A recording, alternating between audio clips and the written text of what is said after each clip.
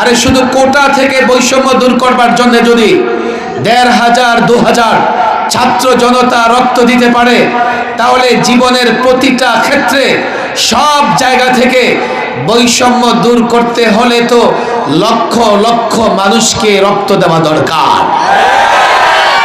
কিন্তু আমি বলি লক্ষ জনতার রক্ত দিতে হবে না। এই লাজনাতুল উলামার দায়িত্বশীলদের বলি, বিনা রক্তপাতে বিপ্লব হবে যদি আমরা ইসলাম দিয়ে সব জায়গা থেকে বৈষম্য দূর করা যায়, ইসলাম দিয়ে নাগরিকের নিরাপত্তা দেওয়া যায়, ইসলাম দিয়ে জানমালের নিরাপত্তা দেওয়া যায়, ইসলাম দিয়ে দৃষ্টান্তমূলক বিচার করা যায়, ইসলাম দিয়ে ন্যায় ইনসাফ কায়েম করা যায়, ইসলাম দিয়ে সুষম অর্থ ব্যবস্থা প্রণয়ন করা যায়, ইসলাম দিয়ে ন্যায় বিচার করা যায়। জাতিকে যদি লাজনাতুল উলামা বুঝাতে পারে, ২৫০০-এর জনতা, ২৫০০-এর যুবক, ২৫০০-এর জনগণকে যদি এই লাজনাতুল উলামা বুঝাতে পারে, এক বিন্দু রক্ত দিতে হবে না। ২৫০০ থেকে শুরু করে ঢাকা, বাংলাদেশের প্রত্যেকটা থানার ওলামারা যদি জাতিকে বোঝাতে পারে ইসলাম মানো, ইসলাম ধরো, বৈষম্য দূর হবে, শান্তি প্রতিষ্ঠা হবে। আর প্রত্যেক থানা, প্রত্যেক ইউনিয়ন, প্রত্যেক গ্রামের যুবকেরা যদি নিজ জায়গায় দাঁড়িয়ে বলে দেয় বৈষম্য দূর করতে ইসলাম চাই, আল্লাহর কসম বিনা রক্তপাতে ইসলাম কায়েম হবে। ওলামায়ে কেরাম এখানে আছেন।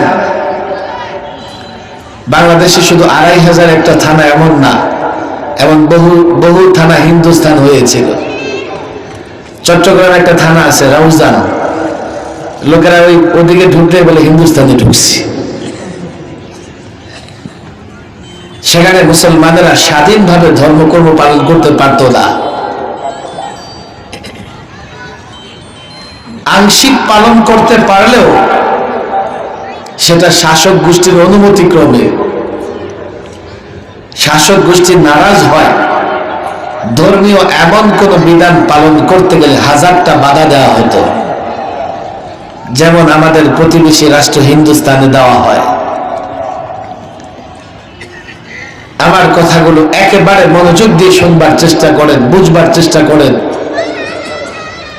তোমরা যদি মনে করো যে সাখাওয়াত সাহেব আপনার দলের সঙ্গে, আপনার সঙ্গে আপোষ করে নেই, আপনি আমার দলের বিরুদ্ধে বলবেন না, আমার নেতার বিরুদ্ধে বলবেন না। আমি আপোষ করতে এই জন্যই পারবো না, আমি আসলে তোমার দল কিংবা নেতার বিরুদ্ধে বলি না, আমি নীতির বিরুদ্ধে বলি। তোমার দল এবং তোমার নেতা যদি সেই নীতি মানে, তাহলে এই কথা তার বিরুদ্ধে যাবে। আমার কি করার দরকার আছে? আমি কি করতে পারি বলো? আর যদি আমি এই কমিটমেন্ট করি, তোমার দল এবং তোমার নেতার সমালোচনা করব না, বুঝবার চেষ্টা করেন। এই কমিটমেন্ট করে যদি আমি ভ্রান্ত মানব রচিত তন্ত্র মন্ত্রের বিরোধিতা করা ছেড়ে দেই, আমি আল্লাহর কাছে জবাব দিতে পারবো না। এই তন্ত্র মন্ত্রগুলোর দরকার কি আমাকে বলো?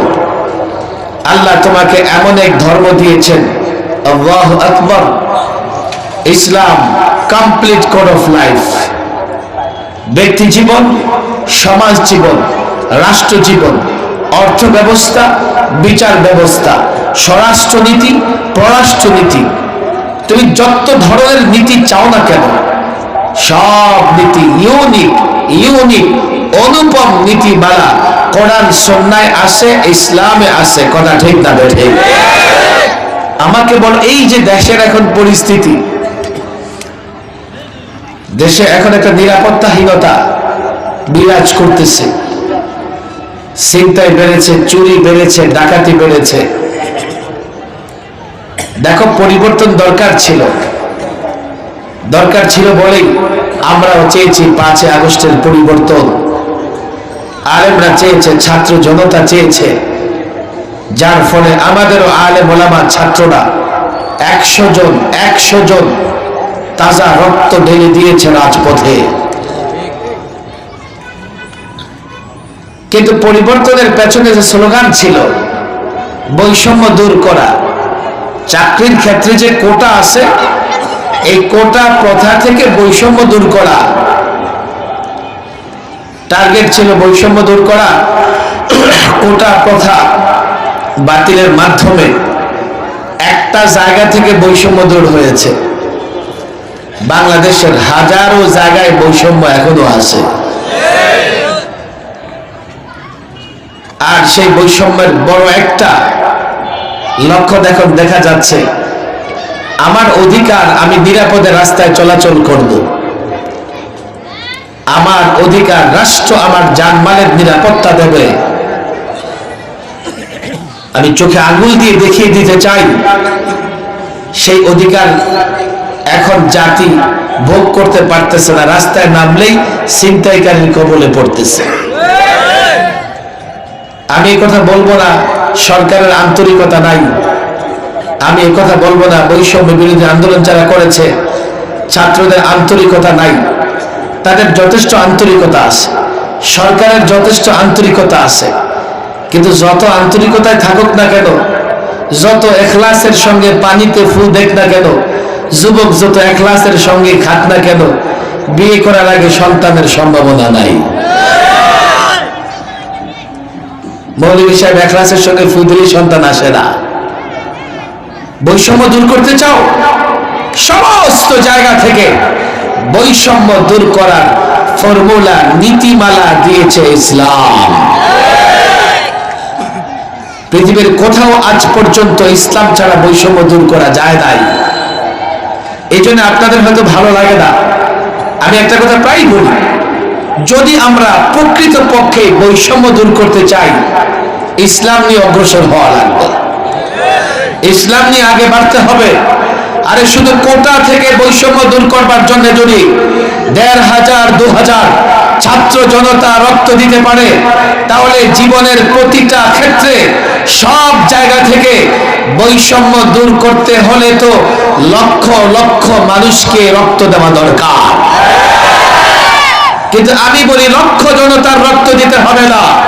এই লাজনাতুল উলামার দায়িত্বশীলদের বলি, বিনা রক্তপাতে বিপ্লব হবে যদি আমরা ইসলাম দিয়ে সব জায়গা থেকে বৈষম্য দূর করা যায়, ইসলাম দিয়ে নাগরিকের নিরাপত্তা দেওয়া যায়, ইসলাম দিয়ে জানমালের নিরাপত্তা দেওয়া যায়, ইসলাম দিয়ে দৃষ্টান্তমূলক বিচার করা যায়, ইসলাম দিয়ে ন্যায় ইনসাফ কায়েম করা যায়, ইসলাম দিয়ে সুষম অর্থ ব্যবস্থা প্রণয়ন করা যায়, ইসলাম দিয়ে ন্যায় বিচার করা যায়।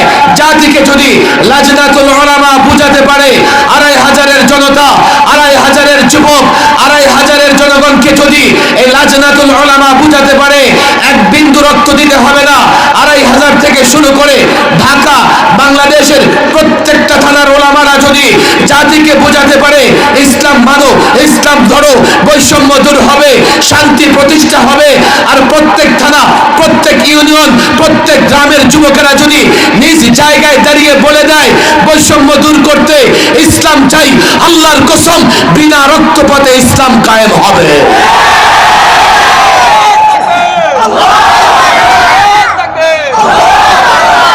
না বুঝাতে পারলে হবে না। শুধু আমরা দায় দায়িত্ব ওই ফেসিবাদের উপরে দিয়ে দেব, আমাদের দায় দায়িত্ব নাই। আমরা এই জাতি গঠনে কি কাজ করেছি? আমরা এই জাতির যুবকদের মেজাজ তৈরি করতে কি কাজ করেছি? ছাত্র জনতা বুঝো, আমিও দারুল ইকরামের নিগরানি মাঝে মধ্যে করি। যেই ছেলেটার মেজাজ তৈরি হয়ে যায়, বাস স্টেশনে গিয়েও নামাজের কথা ভুলে না, আর যে ছেলেটার মেজাজ তৈরি হয় নাই, মাদ্রাসার কামরায় বৈশা নামাজের সময় ঘুমাইতে থাকে। যে যুবকের মেজাজ তৈরি হয়ে যায়, ঢাকা ইউনিভার্সিটির ছোট্ট একটা কামরায় গিয়ে নামাজ আদায় করে। আর যে যুবকের মেজাজ তৈরি হয় না, মসজিদের সামনে দিয়ে হেঁটে যায়, জিজ্ঞেস করলে বলে কাপড় নাপাক। আমরা যেভাবে 12 বছর ছাত্রদেরকে নেগরানি করে করে তাদের মেজাজ তৈরি করি, ইমাম সাহেব, খতিব সাহেব, লাজনাতুল উলামার দায়িত্ব হচ্ছে এইভাবে গ্রামে গ্রামে প্রত্যেকটা যুবকের মেজাজ তৈরি করা। আমি হয়তোবা ওলামায়ে কেরাম আমার চাইতে বেশি জ্ঞান রাখেন, মাশাআল্লাহ 2500 অনেক বড় বড় আলেম আছেন। এই 2500-এর অনেক ছাত্র ঢাকার বিভিন্ন প্রতিষ্ঠানে পড়াশোনা করেন। এই 2500-এ অনেক বড় বড় দিনদার ফ্যামিলিও আছে, আমি জানি এগুলো। আমি নিজেকে কারো চাইতে উৎকৃষ্ট মনে করি না, পণ্ডিত মনে করি না, তবে আমি একজন দায়ী। লোকেরা এখন আমার বক্তা হিসেবে জানে। আমি আমার জীবনের দাওয়াতি কাজ প্রথমে শুরু করছি কলেজ ইউনিভার্সিটি থেকে। বাংলাদেশের অনেক কলেজ ইউনিভার্সিটিতে আমি ছাত্রদের, কলেজের ছাত্রদের নিয়ে সেমিনার করে তাদেরকে দ্বীনের প্রতি, ইসলামের সৌন্দর্যের প্রতি আহ্বান করেছি। এখন মাহফিল আর রাজনীতি নিয়ে এতটা ব্যস্ত হয়ে গেছি, কলেজ ইউনিভার্সিটি ছেলেদের সময় দিতে পারি না। এই জন্য আগামী বছরে কোনো প্রোগ্রামই রাখতেছি না। মাহফিলে কথা বলার অনেক আলেম আসে, কিন্তু এটা কলেজ ইউনিভার্সিটিতে ছাত্রদের সামনে ইসলামটা তুলে ধরা, তাদেরকে যে আমানত আমাদের কাছে, তাদের আমানত আমাদের কাছে আছে ইসলাম, এই আমানত তাদেরকে বুঝাই দেওয়া, এই কাজ আমাদের যথেষ্ট হচ্ছে না। যদিও কেউ কেউ করছেন আংশিক, আর আংশিক ট্রিটমেন্ট দিয়ে রোগী সুস্থ হয় না। কোন রোগী সুস্থ করতে হলে তাকে পরিপূর্ণ ট্রিটমেন্ট করা লাগে, আর পরিপূর্ণ ট্রিটমেন্ট করতে হলে হাতুড়ি মার্কা ডাক্তার দেওয়া হয় না। এই জন্য আমাদের মাদ্রাসায় একটা কথা আমরা বলি, কয় নিমে মোল্লা খতরায় ইমা, আর নিমে তবিব খতরায় যা। আদা মোল্লা হইলে মানুষের ইমান খতরায় পড়ে যাবে, আর যদি হাতুড়ি মার্কা ডাক্তার, অর্ধেক ডাক্তার হয়, মানুষের জীবন খতরা হয়ে যাবে, ঝুঁকিতে পড়ে যাবে। আমি এই কথা বলি না প্রত্যেক ছেলে পণ্ডিত হবে, আলেম হবে,